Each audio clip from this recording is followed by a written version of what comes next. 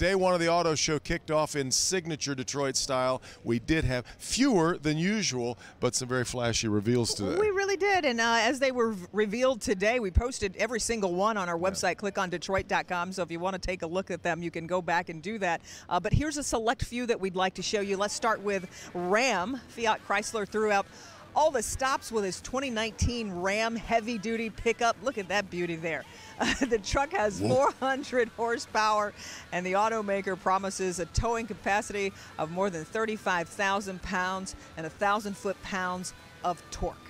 That happened this morning. Still a lot of people hanging around taking pictures of it right now. Great. Let's move over to Subaru. The company made a big splash announcing its most powerful S models are going to now be coming to the United States. The S209, for example, packs 341 horsepower, but for years the S models were only limited to Japan, and they've really developed a cult following, and that all changes now. Their cult following will extend to the U.S. perhaps. Yeah, and we can't leave out Ford, where the automaker unveiled its brand new Shelby Mustang GT500, and yes, a lot of folks talking about this one right here.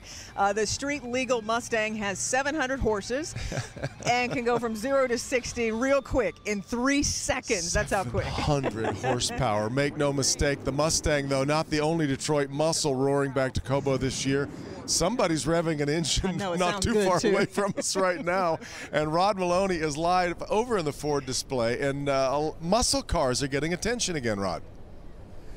Yeah, Devin, you know, when you come to an auto show and you talk to the auto show guys, they will tell you that it's about being aspirational. In other words, it's having a great time with a vehicle you probably can't afford, but you get up close and you touch it and you do all of them. So take a look behind me here. There is the Mustang GT Shelby, and that was the star that sort of got things kicked off with the muscle cars this morning. Shelby Mustang has a distinct exhaust tone, and it reverberated off the walls at Cobo today, but you had to look up at the ceiling as a cartoon helicopter delivered the Ford GT500 from the Cobo rafters. It's the most powerful street-legal Mustang ever, on a par with Ford's actual race cars. Ford's Jim Farley gave us the auto show jargon for one big and loud muscle car. It delivers more than 700 horsepower through a dual clutch transmission that changes gears in less than 100 milliseconds. So this GT500 can go 0 to 60 in the mid 3-second range. We have some Japanese muscle at the Cobo Center this week, about half the Mustang's horsepower at 340. Still, Subaru seeks to compete in this environment by bringing one of its bigger sellers to the U.S., the WRX STI S209.